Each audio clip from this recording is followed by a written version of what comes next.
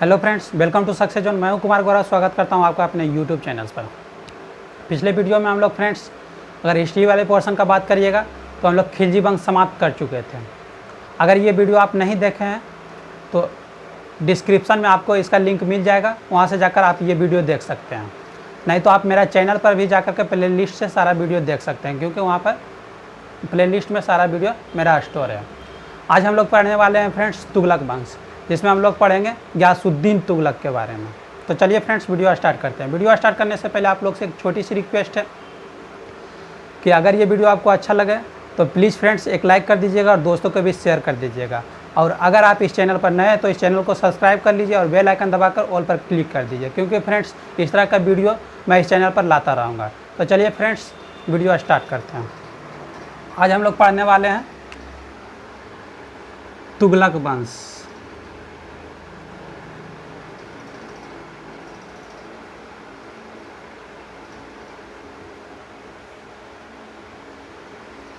किसके बारे में पढ़ने वाले हैं? तुगलक वंश। तुगलक वंश का संस्थापक कौन था? गाजी मलिक, यानी गयासुद्दीन तुगलक था। कौन था?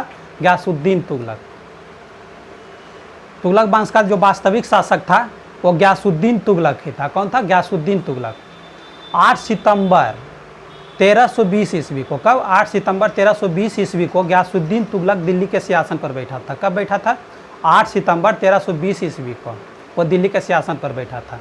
जब वो दिल्ली के सिंहासन पर बैठा था तो उसके सामने कई सारी चुनौतियां थी। क्या थी? बहुत सारी चुनौतियां थी। पहला चुनौती क्या था? पहला चुनौती था कि राजकोष को कैसे मजबूत किया जाए। क्या था पहला चुनौती? राजकोष को कैसे मजबूत किया जाए। और दूसरा चुनौती उसके पास था कि उसके समय में जो बंगाल का विद्रोह हुआ था उसे कैसे दबाया जाए। क्या था दूसरा चुनौती? उसके समय में जो बंगाल का विद्रोह हुआ था उसे कैसे दबाया जाए। तो चलिए फ्रेंड्स धीरे धीरे करके हम लोग एक एक पॉइंट नोट भी करते हैं और समझते जाते हैं। सबसे पहले पहला पॉइंट नोट करिएगा इसमें,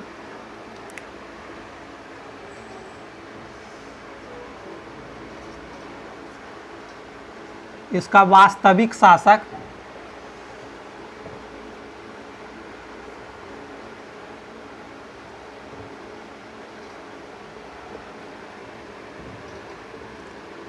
गाजी मलिक।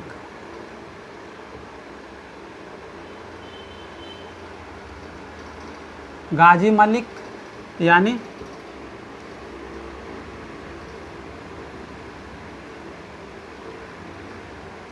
गयासुद्दीन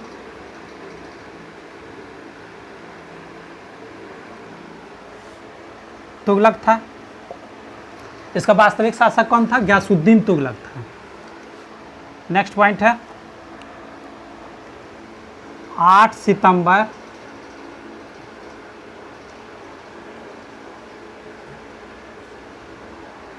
1320 ईस्वी को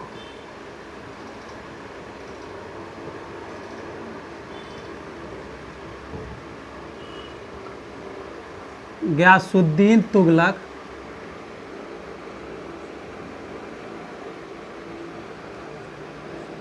दिल्ली के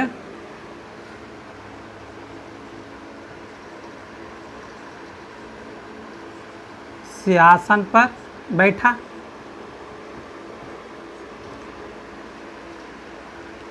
गयासुद्दीन तुगलक जो है दिल्ली के सिंहासन पर कब बैठा? 8 सितंबर 1320 ईस्वी का। इसको याद रखिएगा, ये इंपॉर्टेंट है।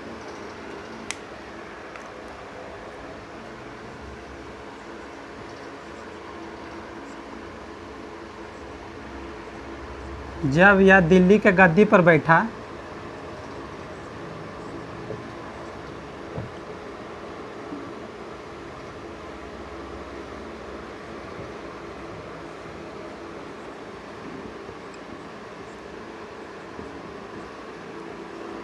तो इसके सामने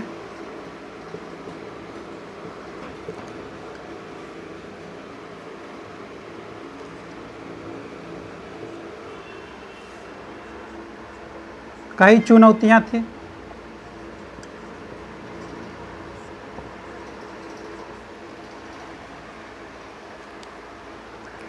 इसमें पहला चुनौती क्या था?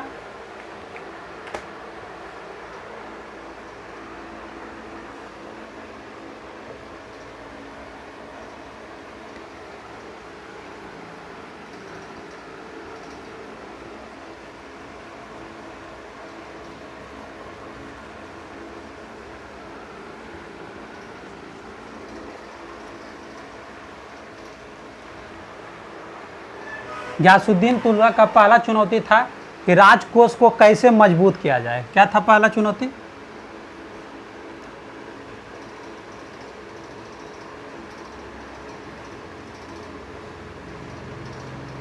राजकोष को कैसे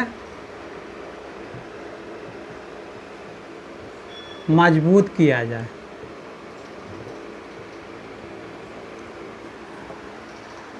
और दूसरा चुनौती क्या था इसके सामने?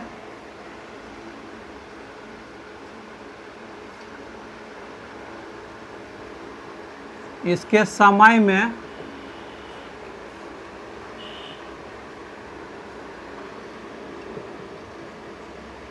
बंगाल का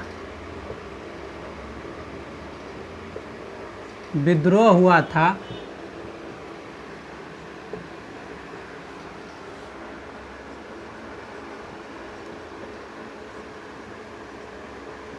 उसको कैसे दबाया जाए।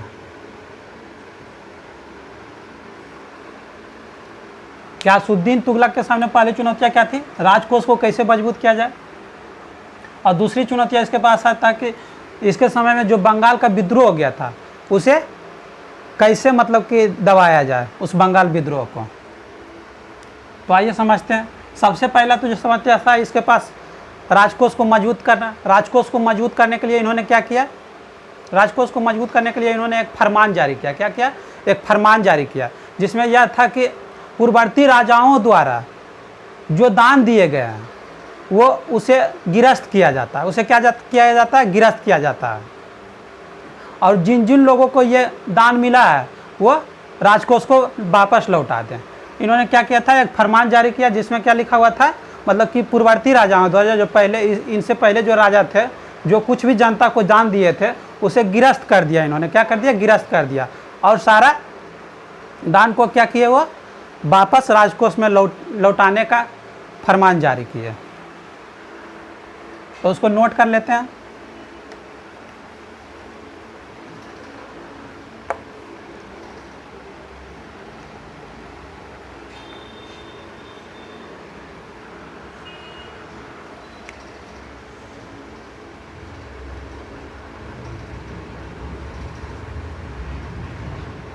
राजकोष को मजबूत करने के लिए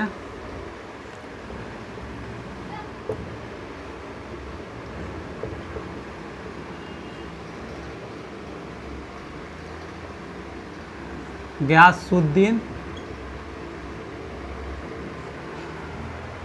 तुगलक ने एक फरमान जारी किया।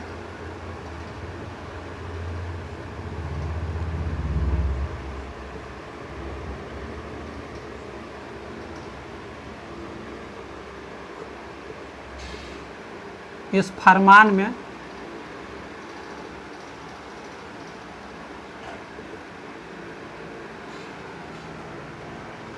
यह था कि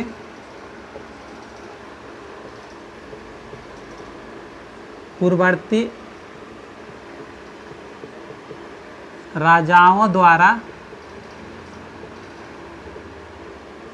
दिया गया दान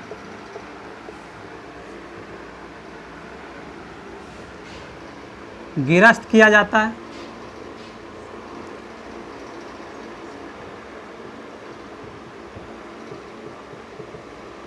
और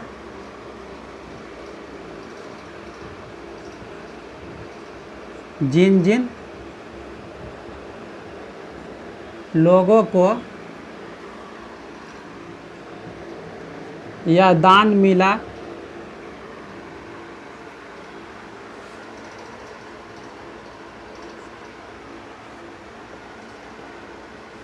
वो इसे राजकोष को वापस लौटा दे। राजकोष को मजबूत करने के लिए गयासुद्दीन तुगलक ने क्या किया? एक फरमान जारी किए, जिसमें क्या था कि पूर्ववर्ती राजाओं द्वारा जो भी कुछ दान मिला है उसे गिरफ्त किया जाता है, और जिन जिन लोगों को ये दान मिला है वो राजकोष को वापस लौटा दे। ये फरमान था। ये फरमान निमाजुद्दीन औलिया को भी मिला। किसको मिला? निमाजुद्दीन औलिया को, क्योंकि उन्हें भी पूर्ववर्ती राजाओं द्वारा दान मिला था। निमाजुद्दीन औलिया कौन थे? निमाजुद्दीन औलिया जो थे एक सूफी संत थे। क्या थे? एक सूफी संत थे।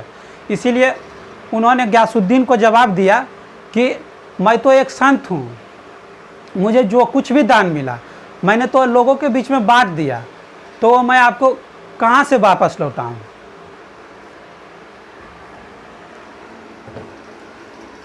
तो चलिए नोट करते हैं।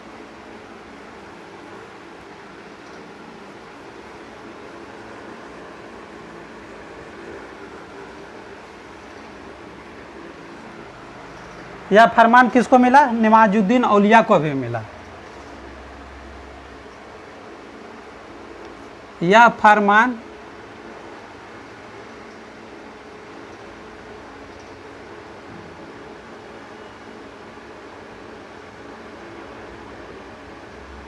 निमाजुद्दीन औलिया को भी मिला।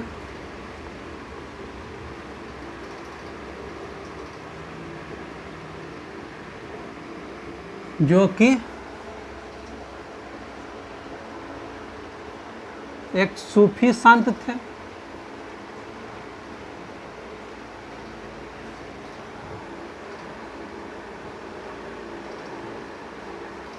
इसलिए इस फरमान के बदले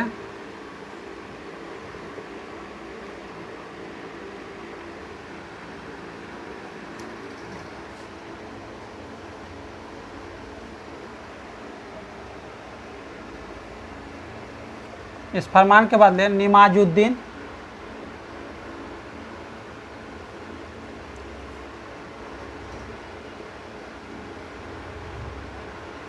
औलिया ने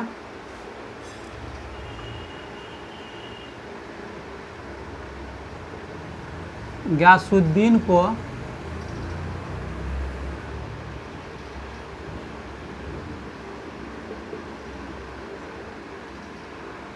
जवाब दिया कि मैं तो एक संत हूँ,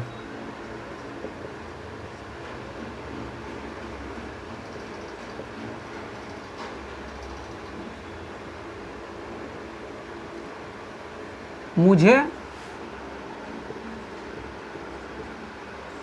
पूर्ववर्ती राजाओं द्वारा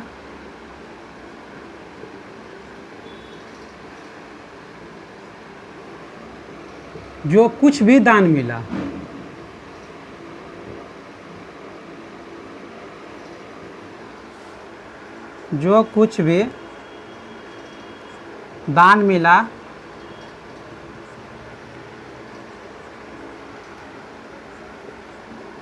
उसे तो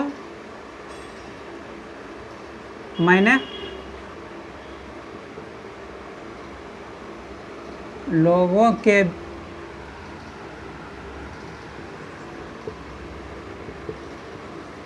बीच बांट दिया।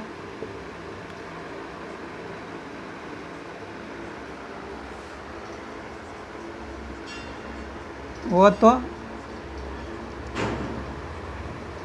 मेरे पास है नहीं,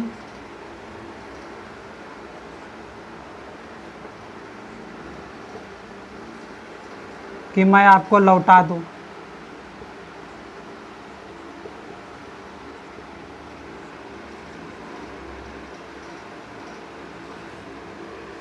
कि मैं आपको वापस लौटा दूं।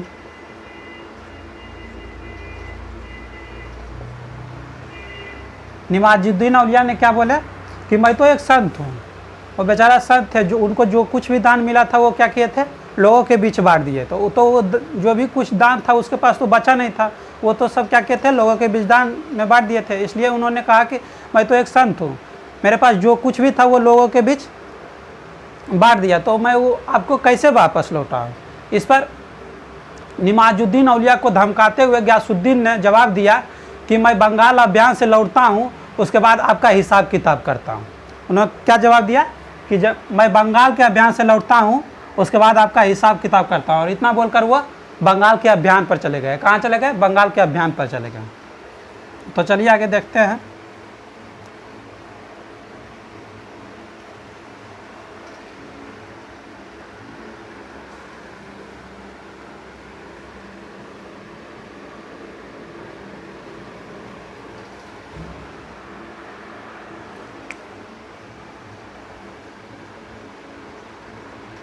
इस पर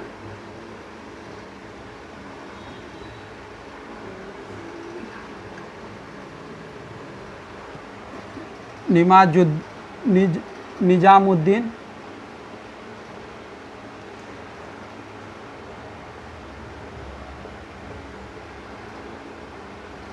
औलिया को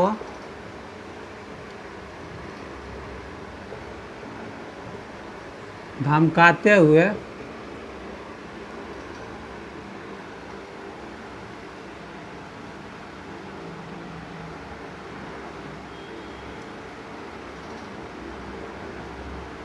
गयासुद्दीन तुगलक ने कहा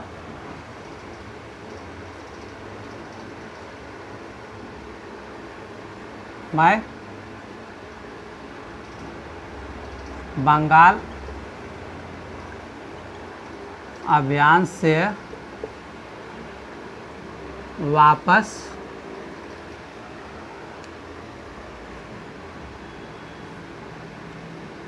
लौटकर आपका हिसाब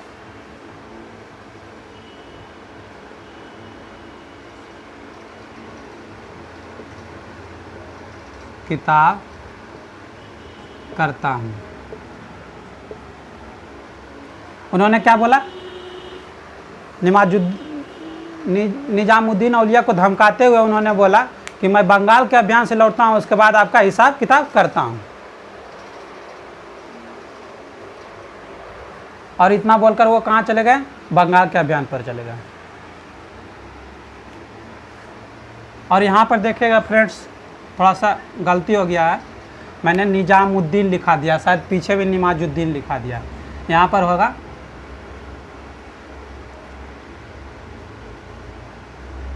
निमाजुद्दीन होगा, तो आप लोग सुधार लिख दीजिएगा।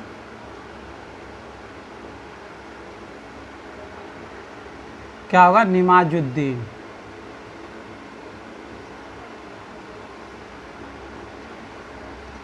निमाजुद्दीन होगा, निजामुद्दीन नहीं होगा, निमाजुद्दीन औलिया होगा। क्या होगा? निमाजुद्दीन औलिया होगा। इसको आप लोग सुधार लीजिएगा। यहाँ तक हम लोग जान लिए। क्या करता है? गयासुद्दीन बंगाल के अभियान पर चला जाता है। जब वो बंगाल के अभियान से लौट रहा था तो वो जौनपुर में रुका था। कहाँ पर रुका था? जौनपुर में रुका था। जौनपुर में रुका था। तो इसकी जानकारी जो निमाजुद्दीन औलिया के वहाँ पर जो जौनपुर में शिष्य थे, वो इसकी जानकारी किसको देते हैं? निमाजुद्दीन औलिया को देते हैं। वो बोलते हैं कि गयासुद्दीन बंगाल के अभियान से लौट रहा है। इस पर निमाजुद्दीन औलिया ने क्या जवाब देता है? निमाजुद्दीन औलिया ने जवाब देता है कि हुनूज दिल्ली दूरस्थ। इसका मतलब क्या होता है? हुनूज दिल्ली दूरस्थ मतलब वो कहते हैं कि अभी दिल्ली दूर है। तो चलिए इसको नोट करते हैं, उसके बाद आगे जानते हैं।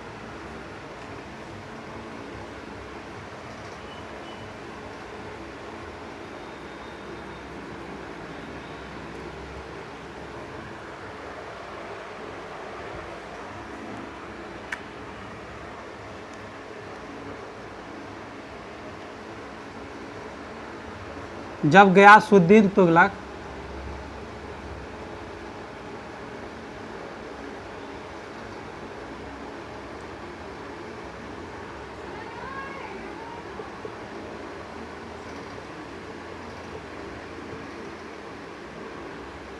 बंगाल के अभियान से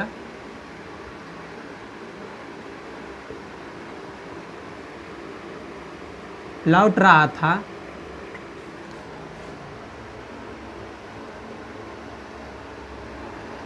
तो वह जौनपुर में रुका था।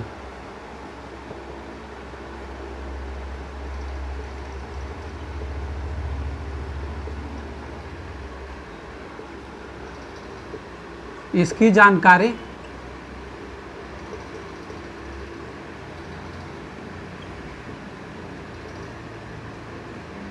औलिया के शिष्य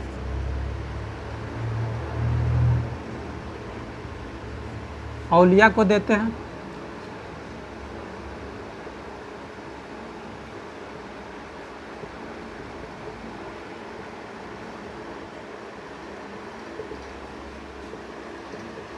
वो कहते हैं कि गयासुद्दीन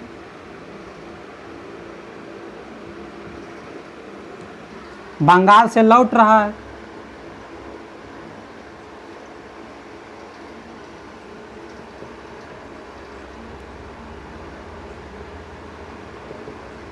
वो क्या कहते हैं, गयासुद्दीन जो है बंगाल से लौट रहा है। इस पर निमाजुद्दीन औलिया का क्या जवाब आता है वो सुनिए।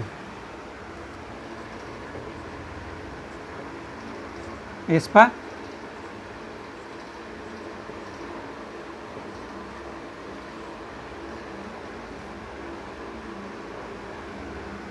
निमाजुद्दीन औलिया कहते हैं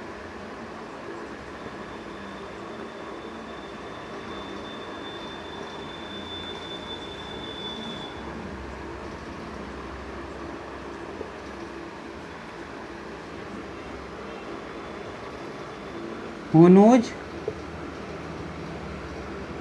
दिल्ली दूरस्थ। इसको इन्वर्टेड कॉमा में बंद कर दीजिएगा और अंडरलाइन भी कर दीजिएगा। इसका मतलब क्या होता है, इसका मतलब होता है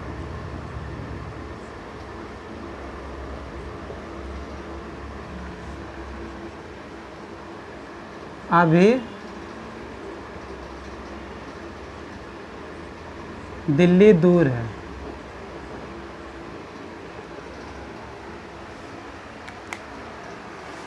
निमाजुद्दीन औलिया ने क्या कहा था, हुनूज दिल्ली दूरस्थ, यानी अभी दिल्ली दूर है। आगे देखते हैं।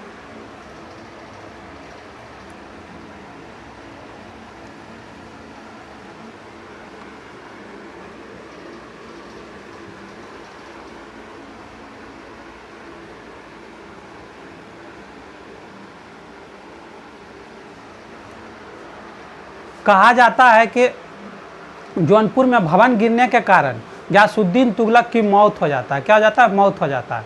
इसी कारण इतिहासकार अनुमान लगाते हैं कि ये निमाजुद्दीन औलिया का शराब था। क्या था, निमाजुद्दीन औलिया का शराब था। तो इसको नोट कर लेते हैं।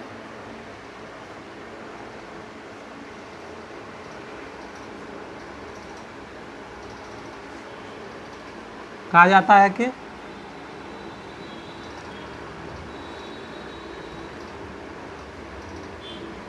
जौनपुर में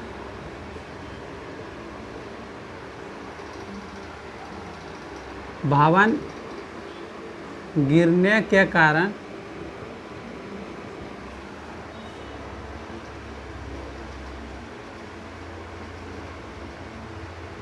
गयासुद्दीन तुगलक की मौत हो जाती है।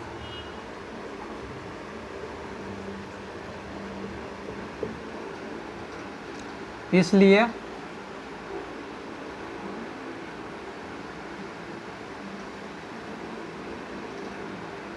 इतिहासकार मानते हैं कि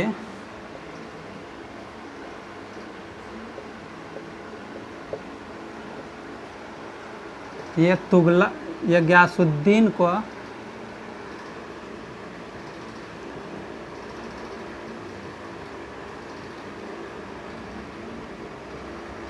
औलिया का शराब लगा।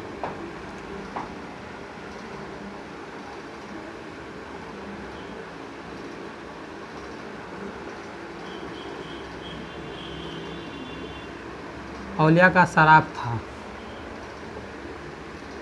इतिहासकार क्या मानते हैं कि औलिया का ही शराब था, क्योंकि गयासुद्दीन पर भवन गिर जाता और उनकी मृत्यु हो जाती है। इससे आगे हम लोग फ्रेंड्स देखते हैं।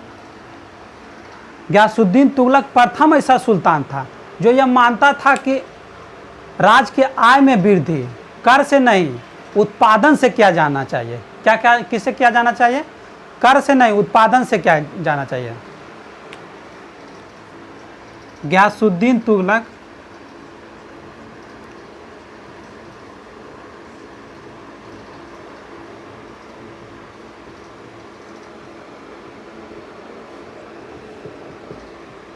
प्रथम ऐसा सुल्तान था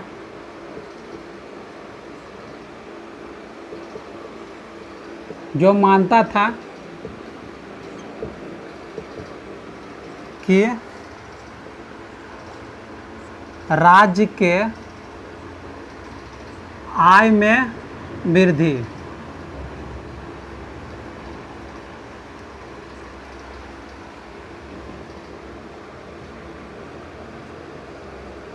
कर से नहीं बल्कि उत्पादन से किया जाना चाहिए।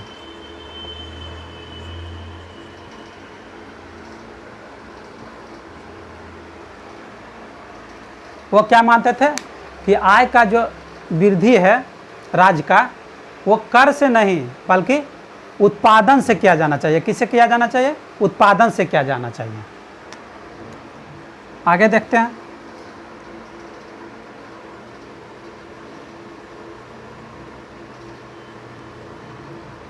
गयासुद्दीन तुगलक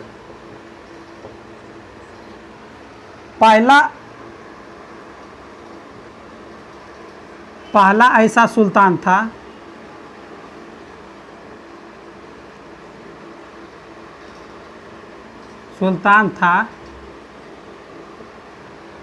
जो नहर का निर्माण करवाया।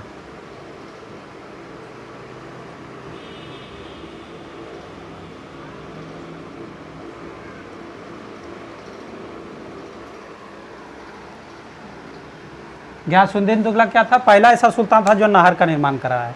इससे पहले जो अभी सुल्तान बना था वह नहर का निर्माण नहीं करवाया था। गयासुद्दीन तुगलक पहला ऐसा सुल्तान था जो नहर का निर्माण करवाया। आगे बढ़ते हैं।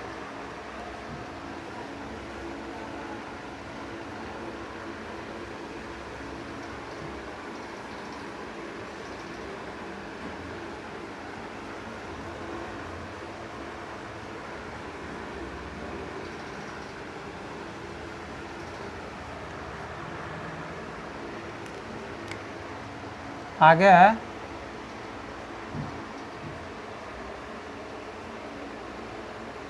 यह व्यक्तिगत भूमि को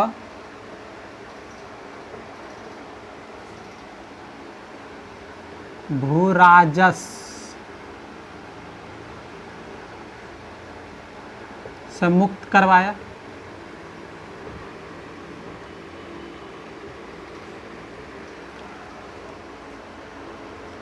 नेक्स्ट है यह अपने पुत्र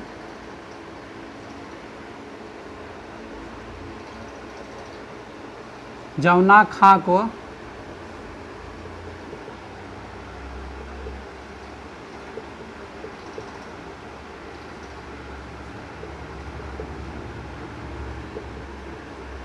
देवगिरी का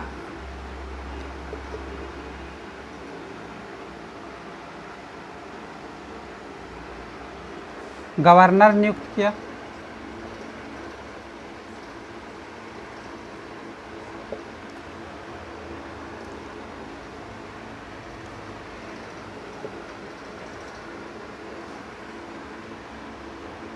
और यह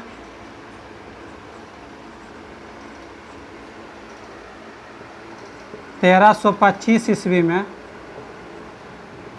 बंगाल का अभियान किया।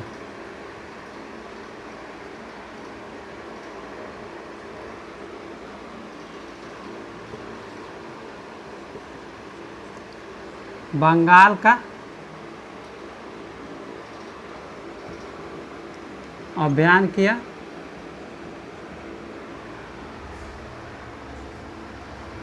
और बंगाल से लौटते वक्त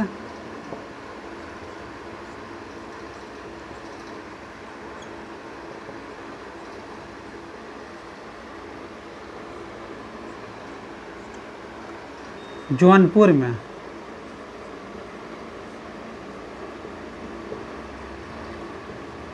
भवन गिर जाने के कारण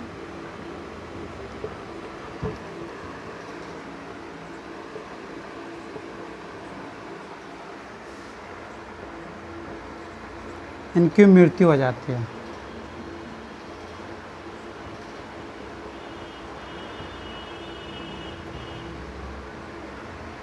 क्या आता है? और इन्होंने क्या किए थे? यह व्यक्तिगत भूमि को भू राजस्व से मुक्त किया था। यह अपने पुत्र जौना खां को, इनका पुत्र कौन था? जौना खां, उसको देवगिरी का गवर्नर नियुक्त करता है। कहाँ के गवर्नर को नियुक्त करते हैं? देवगिरी का गवर्नर नियुक्त करते हैं। और यह 1325 में बंगाल का अभियान करता है। किसका अभियान करता है? बंगाल का अभियान करता है। अब बंगाल से लौटते वक्त जौनपुर में भवन गिर जाने के कारण इसकी मृत्यु हो जाती है। भवन गिर जाने के कारण क्या होती है? इसका मृत्यु हो जाती है।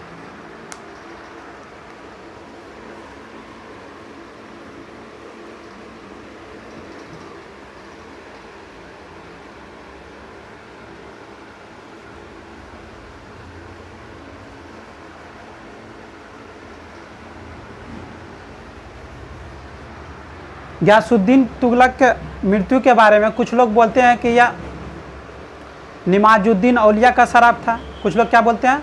यह निमाजुद्दीन औलिया का शराब था।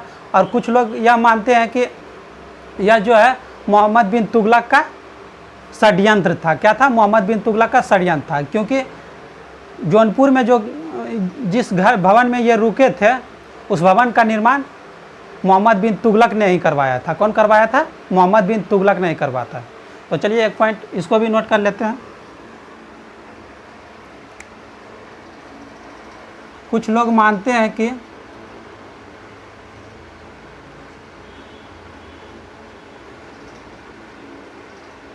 गियासुद्दीन तुगलक के मृत्यु के बारे में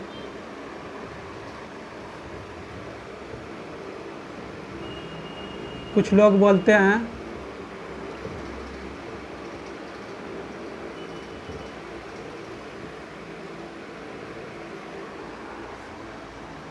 यह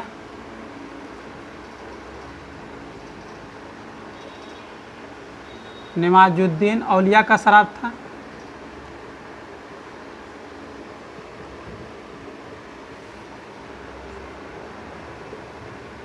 पर कुछ लोग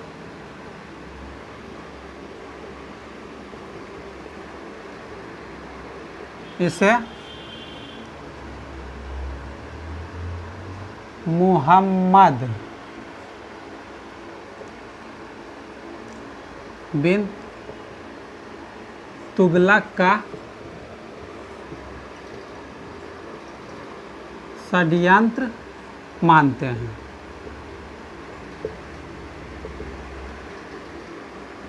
क्योंकि बंगाल से लौटते वक्त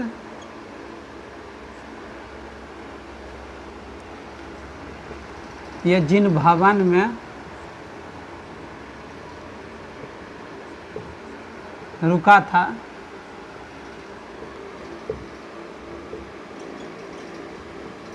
उसका निर्माण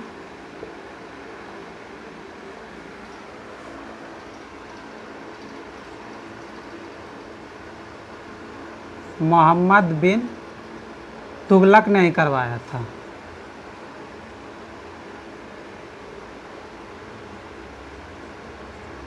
तुगलक ने ही